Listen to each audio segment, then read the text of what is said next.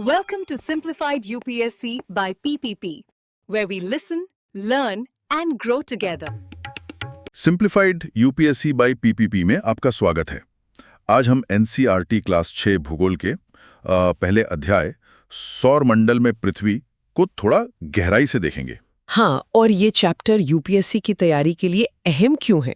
देखिए, ये पृथ्वी के भूगोल, मौसम विज्ञान, यहाँ तक कि स्पेस टेक्नोलॉजी जैसे कई विषयों की एक तरह से बुनियाद रखता है। बिल्कुल, और इनसे जुड़े सवाल अक्सर प्रीलिम्स और मेंस दोनों में आते ही हैं। सही कहा।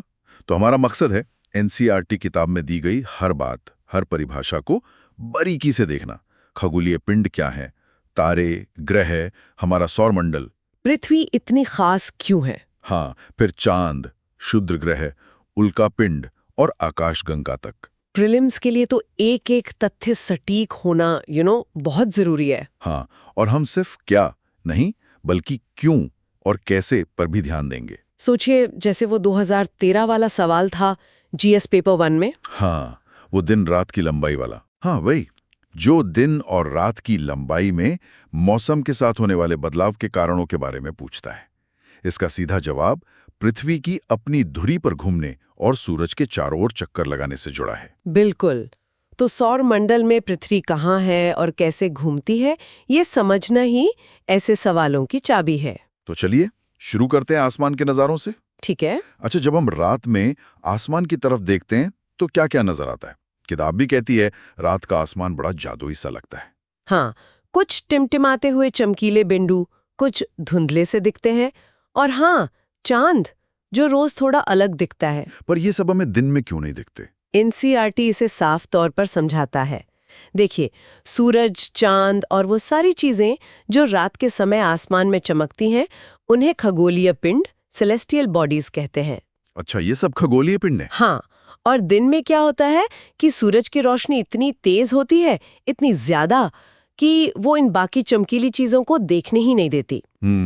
समझ गया। और रात के आसमान में चांद की 2 खास रातें होती हैं। एक पूर्णिमा, जो पूरा चांद दिखता है। हाँ, महीने में एक बार पूरा गोल चांद। अच्छा। और इसके करीब 15 दिन बाद आती है अमावस्या, यानी नई चांद की रात। बिल्कुल, जब चांद बिल्कुल नहीं दिखता। और कहते हैं अगर मौसम साफ हो तो अमावस्या की रात को आसमान सबसे ज्यादा साफ नजर आता है। अच्छा, अब इन खगोलीय पिंडों में भी कुछ दूसरों से काफी अलग होते हैं ना, जैसे तारे। हाँ, आरे। किसी खगोलीय पिंड को तारा क्या चीज बनाती है? क्या खासियत है? एनसीईआरटी के मुताबिक कुछ खगोलीय पिंड बहुत बड़े और गर्म होते हैं। ये गैसों से बने होते हैं। गैसों से? हाँ, और खास बात यह है कि इनके पास अपनी गर्मी और रोशनी होती है, जिसे ये बहुत बड़ी मात्रा में बाहर निकालते हैं। इन्हीं खगोलीय पिंडों को तारा यानी स्टार कहा जाता है। तो अपना सूरज, वो भी? हाँ, अपना सूरज भी असल में एक तारा ही है। अच्छा। और रात में जो अनगिनत तारे टिमटिमाते दिखते हैं ना, वो भी सूरज जैसे ही हैं, पर हमसे इतने ज्यादा दूर हैं, इतने दूर कि ना तो हम उनकी गर्मी महसूस कर पाते हैं, न ही उनकी रोशनी ठीक से। वो बस छोटे छोटे बिंदु जैसे दिखते हैं। हाँ, और अक्सर हम देखते हैं कि ये तारे मिलकर कुछ जानी पहचानी शक्लें या पैटर्न बनाते हैं। बिल्कुल। इन्हें क्या कहते हैं? रात में आसमान को ध्यान से देखने पर तारों के अलग अलग समूह कुछ खास तरह की आकृतियां बनाते नजर आते हैं। इन्हीं को नक्षत्र मंडल, कॉन्स्टलेशन कहते हैं। जैसे कोई उदाहरण? जैसे अर्सा मेजर या बिग बियर एक नक्षत्र मंडल है। भारत में हम जिसे बहुत आसानी से पहचान लेते हैं वो है सप्तऋषि। हाँ, सप्तऋषि, 7 तारों वाला। बिल्कुल, सप्त यानी 7, ऋषि यानी संत। ये 7 तारों का समूह है जो असल में बड़े अर्सा मेजर नक्षत्र मंडल का ही एक हिस्सा है। और पुराने जमाने में लोग इन नक्षत्र मंडलों का इस्तेमाल कैसे करते थे, खासकर वो रास्ता खोजने के लिए? हाँ, ये बहुत दिलचस्प है। पुराने समय में जब दिशा बताने वाले यंत्र, कंपास वगैरह नहीं थे, लोग रात में तारों की मदद से ही दिशा तय करते थे। तारों से? कैसे? एक खास तारा है उत्तर दिशा में जिसे ध्रुव तारा कहते हैं। इसकी खासियत यह है कि ये आसमान में हमेशा एक ही जगह पर रहता है, हिलता नहीं। अच्छा, हमेशा एक ही जगह। हाँ, हम सप्तऋषि की मदद से ध्रुव तारे को आसानी से ढूंढ सकते हैं। अगर आप सप्तऋषि के आखिर के 2 तारों को देखें, उन्हें संकेतक तारे कहते हैं। हाँ। उनको मिलाते हुए एक सीधी काल्पनिक रेखा खींचे और उसे आगे बढ़ाएं तो वो सीधा ध्रुव तारे की तरफ इशारा करेगी। ये नाविकों और यात्रियों के लिए बहुत मददगार था पहले। कमाल है। अच्छा, तो तारे अपनी रोशनी से चमकते हैं, पर आसमान में दिखने वाली हर चमकीली चीज ऐसी नहीं होती। सही कहा। तो फिर ग्रहों में क्या अलग बात है? NCERT साफ कहता है कुछ खगोलीय पिंड ऐसे होते हैं जिनमें अपनी गर्मी और रोशनी नहीं होती। अपनी रोशनी नहीं होती? नहीं, वे तारों की रोशनी से ही चमकते हैं। ऐसे पिंड ग्रह कहलाते हैं। अच्छा। और ये प्लैनेट शब्द भी बड़ा रोचक है। ये यूनानी भाषा के शब्द प्लैनेटाई प्लानेतीस से आया है, जिसका मतलब होता है परिभ्रमक। परिभ्रमक मतलब इधर उधर घूमने वाला। ये नाम इसलिए पड़ा क्योंकि पुराने खगोलविदों ने देखा कि ये पिंड तारों के मुकाबले आसमान में अपनी जगह बदलते रहते हैं। तारे स्थिर दिखते हैं पर ग्रह चलते हुए महसूस होते हैं। अच्छा, ये बात है।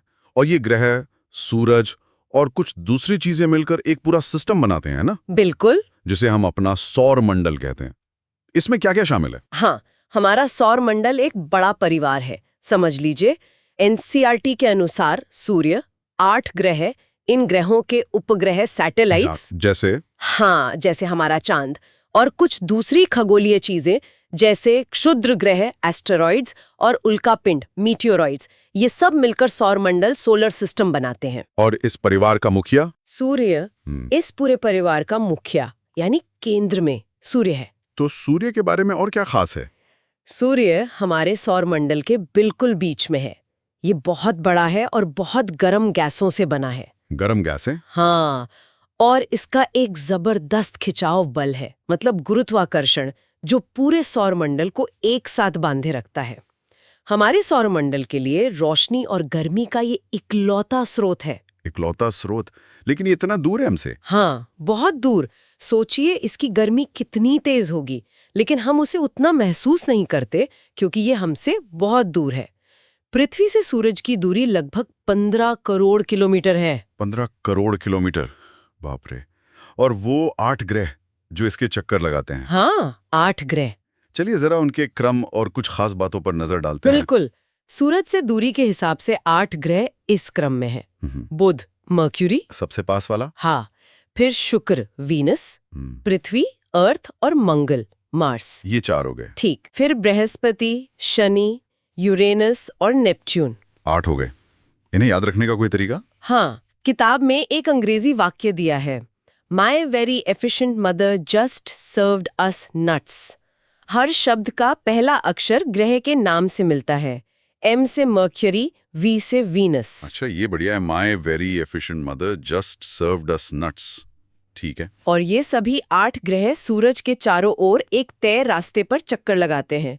ये रास्ते एकदम गोल नहीं है। गोल नहीं? फिर कैसे? थोड़े लंबे, अंडाकार जैसे। इन्हें दीर्घवृत्ताकार यानी इलोंगेटेड कहते हैं। इन्हीं रास्तों को कक्षा यानी ऑर्बिट कहा जाता है। यानी हर ग्रह की अपनी एक फिक्स्ड थोड़ी लंबी सी ऑर्बिट है? बिल्कुल।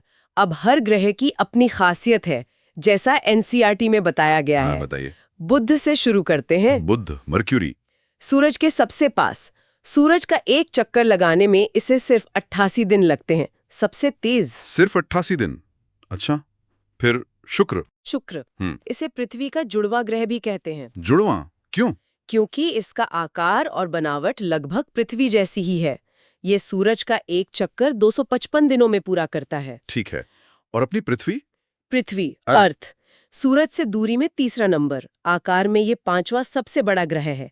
ये ध्रुवों पर, मतलब ऊपर और नीचे, थोड़ी चपटी है। चपटी मतलब एकदम गोल नहीं? हाँ, थोड़ी दबी हुई, इसीलिए इसके आकार को भू आकार कहते हैं। इसका मतलब ये पृथ्वी के जैसा आकार। हम सूरज का एक चक्कर 365 दिनों में लगाते हैं। भू आकार, ये शब्द याद रखना होगा। अच्छा, आगे? मंगल? मंगल, ये अपना एक चक्कर 687 दिनों में पूरा करता है। इसके पास 2 छोटे चंद्रमा हैं। 2 चांद हैं मंगल के पास। ओके। फिर बृहस्पति, ये तो बहुत बड़ा है ना? हाँ, बृहस्पति, जुपिटर, ये बहुत बड़ा ग्रह है, सौर मंडल का सबसे बड़ा। सूरज का एक चक्कर लगाने में इसे करीब 11 साल, 11 महीने यानी लगभग 12 साल लगते हैं। 12 साल? हाँ, और NCERT के अनुसार इसके लगभग 53 चंद्रमा है। हो सकता है अब और खोज लिए गए हों, पर किताब में 53 लिखा है। ठीक है, 53 चंद्रमा। और इसके चारों तरफ वो रिंग्स भी हैं। हाँ, बृहस्पति, शनि और यूरेनस, इन तीनों के चारों ओर छल्ले हैं। ये छल्ले असल में धूल, गैस और छोटे छोटे कणों की पट्टियां हैं। शनि के छल्ले तो सबसे ज्यादा फेमस है। हाँ, शनि के छल्ले तो सबने देखे हैं तस्वीरों में। तो शनि का नंबर आता है अब। जी, शनि, सैटर्न, इसे अपना एक चक्कर पूरा करने में करीब 29 साल 5 महीने लगते हैं। 29.5 साल, बाप रे। हाँ, इसके भी लगभग 53 चंद्रमा बताए गए हैं एनसीईआरटी में। इसके भी 53, बृहस्पति जितने। हाँ, किताब के अनुसार लगभग बराबर। और इसके छल्ले तो हैं ही खूबसूरत। फिर आता है यूरेनस। यूरेनस, ये सूरज का एक चक्कर 84 सालों में लगाता है। 84 साल। हाँ, इसके लगभग 27 चंद्रमा हैं और इसके चारों ओर भी छल्ले हैं। हालांकि शनि जितने साफ नहीं दिखते। ठीक है। और आखिर में नेपच्यून, नेपच्यून। ये सबसे दूर का ग्रह है। इसे एक चक्कर लगाने में 164 साल लग जाते हैं। 164 साल, मतलब हमारी जिंदगी निकल जाए। बिल्कुल। इसके 13 चंद्रमा बताए गए हैं किताब में। अच्छा। जी, ये ग्रहों को समझने के लिए कोई ग्रुपिंग भी की जाती है क्या? हाँ, की जाती है। इन्हें 2 समूहों में बांटा गया है। आंतरिक ग्रह, इनर प्लैनेट्स, जी, पहले 4 यानी बुध, शुक्र, पृथ्वी और मंगल। ये सूरज के काफी करीब है और चट्टानों से बने हैं। चट्टानी ग्रह, ठीक है। और दूसरा समूह है बाह्य ग्रह, outer planets, Brihaspati, Shani, Uranus और नेपच्यून। ये सूरज से बहुत दूर हैं, आकार में बहुत बड़े हैं और ज्यादातर गैस और तरल पदार्थों से बने हैं। इन्हें गैस जायंट्स भी कहते हैं। आंतरिक और बाह्य ग्रह, समझ गया। पर पहले तो हम 9 ग्रह पढ़ते थे, प्लूटो भी था, उसका क्या हुआ? हाँ, ये एक अहम बदलाव है। पहले प्लूटो को 9वां ग्रह माना जाता था, लेकिन अगस्त 2006 में अंतर्राष्ट्रीय खगोलीय संघ IAU, इंटरनेशनल एस्ट्रोनॉमिकल यूनियन, जी, ने एक बैठक की। IAU ने हाँ, उन्होंने फैसला लिया कि प्लूटो और उसी जैसे खोजे गए कुछ और खगोलीय पिंड ग्रह की नई परिभाषा पर खरे नहीं उतरते। अच्छा, परिभाषा बदल दी। हाँ, थोड़ी स्पष्ट की। तो प्लूटो को ग्रहों की लिस्ट से हटाकर बौना ग्रह, डॉफ प्लैनेट का दर्जा दिया गया है। बौना ग्रह, ठीक है। चलिए अब अपने घर यानी पृथ्वी पर आते हैं। हाँ, हमारी पृथ्वी। सौरमंडल में पृथ्वी को इतना खास, इतना अनोखा क्यों माना जाता है? किताब क्या कहती है? NCERT इसे बहुत अच्छे से समझाता है। देखिए, जीवन के लिए जैसी परिस्थितियां चाहिए वैसी शायद पूरे सौरमंडल में सिर्फ पृथ्वी पर ही हैं। सिर्फ पृथ्वी पर? क्यों, क्या खास है यहाँ? क्योंकि पृथ्वी न तो बहुत ज्यादा गर्म है, न ही बहुत ज्यादा ठंडी। तापमान बिल्कुल सही है जीवन के लिए। यहाँ पानी मौजूद है तरल रूप में, जो जीवन के लिए बेहद जरूरी है। पानी, हाँ। और यहाँ हवा है, हमारा वायुमंडल, जिसमें हमारी सांस लेने के लिए जरूरी गैस जैसे ऑक्सीजन मौजूद है। तापमान, पानी और हवा, हाँ, ये तीनों चीजें। हाँ, इन्हीं खास वजहों से पृथ्वी को सौरमंडल का सबसे अद्भुत ग्रह कहा जाता है। जीवन यहीं पनप सका। और जब अंतरिक्ष यात्री इसे अंतरिक्ष से देखते हैं तो ये कैसे दिखती है? मैंने सुना है नीली दिखती है। बिल्कुल, अंतरिक्ष से देखने पर हमारी पृथ्वी नीले रंग की दिखाई देती है। क्यों? ऐसा इसलिए है क्योंकि इसकी सतह का लगभग 2/3 हिस्सा पानी से ढका हुआ है, महासागरों से। इसी वजह से इसे नीला ग्रह, ब्लू प्लैनेट भी कहते हैं। नीला ग्रह, अच्छा। और वो आकार वाली बात, भुआ आम? हाँ, जैसा पहले बताया, इसका आकार एकदम गोल नहीं है, ध्रुवों पर थोड़ी चपटी है, जिसे भूआब या जियोइड कहते हैं। ठीक है। अब पृथ्वी अपने सफर में अकेली नहीं है। नहीं, बिल्कुल नहीं। इसका एक साथी भी है, हमारा चांद। चलिए उसके बारे में बात करते हैं। हाँ, चंद्रमा। हमारी पृथ्वी के पास केवल एक ही अपना प्राकृतिक उपग्रह है, और वो है चंद्रमा। The moon. उपग्रह मतलब? उपग्रह भी खगोलीय पिंड होते हैं, लेकिन ये ग्रहों के चारों ओर चक्कर लगाते हैं, ठीक वैसे ही जैसे ग्रह सूरज के चारों ओर चक्कर लगाते हैं। अच्छा, तो चांद पृथ्वी का चक्कर लगाता है। ये कितना बड़ा है पृथ्वी के मुकाबले? चंद्रमा का व्यास पृथ्वी के व्यास का सिर्फ 1/4 है, काफी छोटा है। सिर्फ 1/4? या पर आसमान में तो काफी बड़ा दिखता है। हाँ, वो इसलिए क्योंकि ये बाकी खगोलीय पिंडों की तुलना में हमारे सबसे ज्यादा नजदीक है। पृथ्वी से चंद्रमा की दूरी लगभग 3,84,400 किलोमीटर। 3,84,400 किलोमीटर, काफी पास है तारों के मुकाबले तो। बिल्कुल, इसीलिए बड़ा दिखता है। हाँ, ये पृथ्वी का चक्कर लगाता है, पर एक दिलचस्प बात यह है कि हमें हमेशा चांद का एक ही चेहरा या हिस्सा क्यों दिखाई देता है, दूसरा हिस्सा क्यों नहीं दिखता कभी? इसका कारण बड़ा रोचक है। चंद्रमा पृथ्वी का एक चक्कर लगभग 27 दिनों में पूरा करता है। 27 दिन? ठीक है, और कमाल की बात यह है कि लगभग इतने ही समय में, यानी करीब 27 दिनों में ही, वो अपनी धुरी पर भी एक बार घूम जाता है। मतलब जितनी देर में चक्कर लगाता है उतनी देर में खुद भी घूम जाता है। हाँ, उसका परिक्रमण काल यानी रेवोल्यूशन पीरियड और घूर्णन काल यानी रोटेशन पीरियड लगभग बराबर है। इसी वजह से पृथ्वी से हमें हमेशा चंद्रमा का एक ही भाग नजर आता है। उसका फार साइड हमें यहाँ से कभी नहीं दिखता। अच्छा, ये बात है। क्या चांद पर जीवन हो सकता है या वहां है क्या असल में? नहीं, एनसीईआरटी साफ बताता है कि चंद्रमा पर जीवन के लिए जरूरी हालात नहीं है। न वहां पानी है न हवा। तो सतह कैसी है? इसकी सतह पर पहाड़, पर्वत, मैदान और बड़े-बड़े गड्ढे, क्रेटर्स हैं। ये क्रेटर्स वगैरह चंद्रमा की सतह पर छाया बनाते हैं, जिन्हें हम पूर्णिमा की रात को चांद पर ध्यान से देखने पर देख सकते हैं। वो काले धब्बे जैसे। हाँ, वो धब्बे दिखते हैं और किताब में नील आर्मस्ट्रांग का जिक्र भी है। हाँ, एक रोचक तथ्य दिया है। नील आर्मस्ट्रांग वो पहले इंसान थे जिन्होंने 20 जुलाई 1969 को सबसे पहले चंद्रमा की सतह पर कदम रखा था। 1969। ठीक है, तो सौरमंडल में तारे हो गए, ग्रह हो गए, उपग्रह हो गए। इनके अलावा भी कुछ और छोटी-मोटी चीजें हैं जो सूरज के चक्कर लगा रही हैं? हाँ, बिल्कुल है। तारों, ग्रहों और उपग्रहों के अलावा भी बहुत सारे छोटे-छोटे पिंड सूरज के चारों ओर घूमते हैं। इनमें से 2 मुख्य हैं जिनका जिक्र एनसीईआरटी में है। कौन-कौन से? एक तो है क्षुद्र ग्रह, एस्टेरॉइड्स। क्षुद्र ग्रह? जी, ये क्या है? ये छोटे चट्टानी पिंड होते हैं जो ज्यादातर मंगल, मार्स और बृहस्पति, जुपिटर ग्रह की कक्षाओं के बीच एक पट्टी में पाए जाते हैं।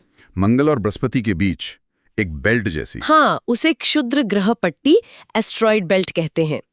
वैज्ञानिकों का मानना है कि एक क्षुद्र ग्रह असल में ग्रहों के ही टूटे हुए हिस्से हैं, जो शायद बहुत साल पहले किसी ग्रह के बनने के दौरान हुए विस्फोट से बिखर गए। अच्छा, ग्रहों के टुकड़े।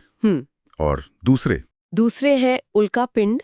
उल्का पिंड, ये क्या अलग हैं? ये पत्थर के और भी छोटे छोटे टुकड़े होते हैं जो सूरज के चारों ओर चक्कर लगाते रहते हैं। तो फिर? कभी कभी ये घूमते घूमते पृथ्वी के इतने पास आ जाते हैं कि पृथ्वी के वायुमंडल में घुस जाते हैं। अच्छा, वायुमंडल में आ जाते हैं। हाँ, जब ये तेजी से वायुमंडल में आते हैं तो हवा के घर्षण से, मतलब रगड़ से, इतने गर्म हो जाते हैं कि जल उठते हैं। जल उठते हैं? हाँ, और हमें एक चमकदार लकीर सी दिखती है आसमान में, जिसे हम आम भाषा में टूटता तारा कह देते हैं। हाँ, शूटिंग स्टार। हाँ, वो असल में उल्का पिंड होते हैं। बिल्कुल। ज्यादातर तो हवा में ही जलकर खत्म हो जाते हैं, लेकिन कभी-कभी कोई उल्का पिंड पूरी तरह जले बिना पृथ्वी की सतह पर आकर गिर जाता है। जमीन पर गिर जाता है? हाँ, और जहाँ गिरता है वहाँ गड्ढा भी बना सकता है। बाप रे, ये तो खतरनाक भी हो सकते हैं। हो सकते हैं, अगर बड़े हो तो। ये तो हुई सौरमंडल की बातें। अगर हम इससे भी आगे देखें, इस विशाल ब्रह्मांड में हमारी जगह कहाँ है? मतलब हमारा सौरमंडल कहाँ फिट होता है? अच्छा सवाल है। कभी आपने रात में, खासकर शहर की रोशनी से दूर, साफ आसमान में एक ओर से दूसरी ओर तक फैली हुई हल्की दूधिया सफेद सी पट्टी देखी है? हाँ, कभी-कभी दिखती है, हल्की सी। वो लाखों करोड़ों तारों का समूह है। वही पट्टी हमारी आकाश गंगा है, जिसका नाम मिल्की वे है। वो मिल्की वे है? हाँ, हमारा पूरा सौरमंडल इसी मिल्की वे आकाशगंगा का एक छोटा सा हिस्सा है। प्राचीन भारत में इसकी कल्पना आकाश में बहती हुई प्रकाश की एक नदी की तरह की गई थी, इसीलिए इसका नाम आकाशगंगा पड़ा। आकाशगंगा, सही नाम है। तो आकाशगंगा है क्या असल में? आकाशगंगा असल में करोड़ों तारों, धूल के बादलों और गैसों का एक विशाल सिस्टम होती है, एक बहुत बड़ा समूह। करोड़ों तारे सिर्फ एक आकाशगंगा में? और क्या ऐसी और भी आकाशगंगाएं हैं? हाँ, यही तो बात है। ऐसी लाखों करोड़ों आकाशगंगाएं मिलकर ब्रह्मांड बनाती हैं। लाखों करोड़ों आकाशगंगाएं। हाँ, ब्रह्मांड कितना विशाल है, इसकी कल्पना करना भी मुश्किल है। वैज्ञानिक आज भी इसके आकार और इसके रहस्यों को समझने की कोशिश में लगे हुए हैं। हम इस विशाल ब्रह्मांड का एक बहुत बहुत ही छोटा सा हिस्सा है। वाकई, ये सब जानना कितना रोमांचक है, दिमाग घूम जाता है सोचकर। चलिए, अब इस पूरे चैप्टर से यूपीएससी परीक्षा के नजरिए से कुछ खास बातें निकाल लेते हैं। प्रीलिम्स के लिए क्या जरूरी है और मेंस में ये समझ कहाँ काम आ सकती है। बिल्कुल, प्रीलिम्स पॉइंटर्स के तौर पर इन बातों पर खास ध्यान देना चाहिए। मैं जल्दी से लिस्ट बता देती हूँ। हाँ प्लीज। सीधी परिभाषाएं: खगोलीय पिंड, तारा, अपनी गर्मी रोशनी, ग्रह तारों की रोशनी से चमकने वाले, उपग्रह ग्रहों का चक्कर लगाने वाले, क्षुद्र ग्रह मंगल बृहस्पति के बीच चट्टानी पिंड, उल्का पिंड, पत्थर के छोटे टुकड़े।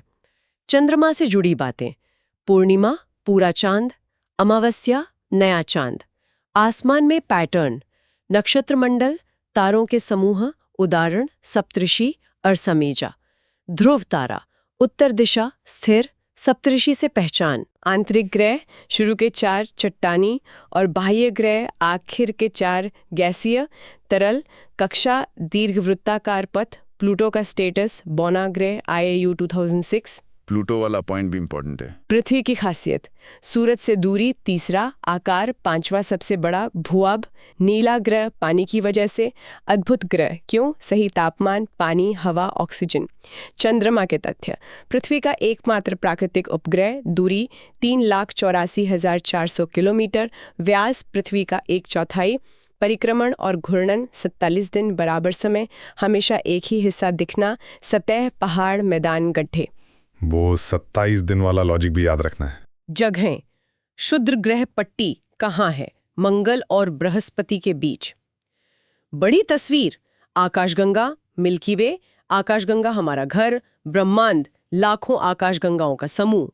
ग्रहों के मुख्य तथ्य NCERT अनुसार, बुध 88 दिन परिक्रमण, शुक्र पृथ्वी का जुड़वां 255 दिन, पृथ्वी 365 दिन 1 चंद्रमा, मंगल 687 दिन 2 चंद्रमा, बृहस्पति 12 साल 53 चंद्रमा छल्ले, शनि 29.5 साल 53 चंद्रमा छल्ले, यूरेनस 84 साल 27 चंद्रमा छल्ले, नेपच्यून 164 साल 13 चंद्रमा। ये चंद्रमाओं की संख्या NCERT पाठ के अनुसार याद रखें। बहुत बढ़िया। ये सारे फैक्ट्स प्रीलिम्स के लिए एकदम क्रिस्टल क्लियर होने चाहिए। और मेंस के नजरिए से देखें तो ये बुनियादी समझ कैसे काम आती है, मतलब कहाँ जोड़ सकते हैं इसे? हाँ, मेंस के लिए भी ये बेस बहुत जरूरी है। जैसे पृथ्वी की अद्वितीयता GS3, पर्यावरण, ये समझना कि पृथ्वी पर जीवन क्यों पनपा, सही तापमान, पानी, वायुमंडल, ये बातें जलवायु परिवर्तन और पर्यावरण संरक्षण की अहमियत को समझने में मदद करती हैं, है ना? बिल्कुल। ये जानना कि ये नाजुक संतुलन कैसे बना हमें इसे बचाने के लिए प्रेरित करता है। और सौर मंडल की समझ, GS3 विज्ञान और प्रौद्योगिकी, ग्रहों की स्थिति, उनकी चाल, क्षुद्र ग्रहों का होना, ये सब भारत के स्पेस मिशन जैसे चंद्रयान, मंगलयान के लिए आधार का काम करते हैं। सही बात है। इन मिशनों के लक्ष्य और चुनौतियों को समझने के लिए ये बेसिक जानना जरूरी है। फिर वो खगोलीय पिंडों से खतरा, GS3 आपदा प्रबंधन, विज्ञान और प्रौद्योगिकी, क्षुद्र ग्रह और उल्कापिंड क्या हैं, कहाँ हैं, कैसे चलते हैं, ये जानना पृथ्वी के लिए संभावित खतरों का अंदाजा लगाने और उनसे बचाव के तरीके जैसे निगरानी सिस्टम वगैरह विकसित करने के लिए महत्वपूर्ण है। और आखिर में ब्रह्मांड की संरचना, GS3 विज्ञान और प्रौद्योगिकी, आकाशगंगा और ब्रह्मांड की विशालता का अंदाजा होना। ये ब्रह्मांड की उत्पत्ति, बिग बैंग थ्योरी और इसके विकास से जुड़ी वैज्ञानिक खोजों को समझने के लिए एक पृष्ठभूमि तैयार करता है। तो ये थी हमारी सौरमंडल में पृथ्वी की कहानी, NCERT के पहले अध्याय के आईने में। ये वो बुनियाद है जिस पर भूगोल और उससे जुड़े विज्ञान की पूरी इमारत खड़ी होती है, खासकर UPSC की तैयारी के लिए। हाँ, हमने कोशिश की कि NCERT में दिए गए हर छोटे बड़े तथ्य को छुआ जाए, खगोलीय पिंडों से शुरू करके ग्रहों की दुनिया, पृथ्वी की खासियतें, चांद के राज और फिर क्षुद्र ग्रहों, उल्का पिंडों से होते हुए आकाशगंगा और ब्रह्मांड के विशाल नज़ारों तक। बिल्कुल, परिभाषाएं, क्रम और मुख्य तथ्य प्रीलिम्स के लिए बहुत जरूरी हैं। और जैसा हमने देखा, इन बेसिक्स की समझ मेंस में पर्यावरण, साइंस टेक और आपदा प्रबंधन जैसे विषयों में गहरी सोच बनाने में मदद करती है। अब जाते जाते एक सवाल छोड़ जाते हैं सोचने के लिए। पृथ्वी पर जो ये जीवन को संभालने वाली नाजुक परिस्थितियां हैं जो अरबों सालों में बनी हैं, वो आज इंसानी गतिविधियों और जलवायु परिवर्तन से कितनी तेजी से और कैसे बदल रही हैं? ये सिर्फ किताब का सवाल नहीं, हमारे भविष्य से जुड़ा सवाल है। बिल्कुल सही। अगली बार भूगोल की और परतों को खोलेंगे। जरूर जुड़े रहिए सिंप्लीफाइड UPSC by PPP के साथ। Thanks for watching. Follow us on Telegram and Instagram. Don't forget to like, share, and subscribe.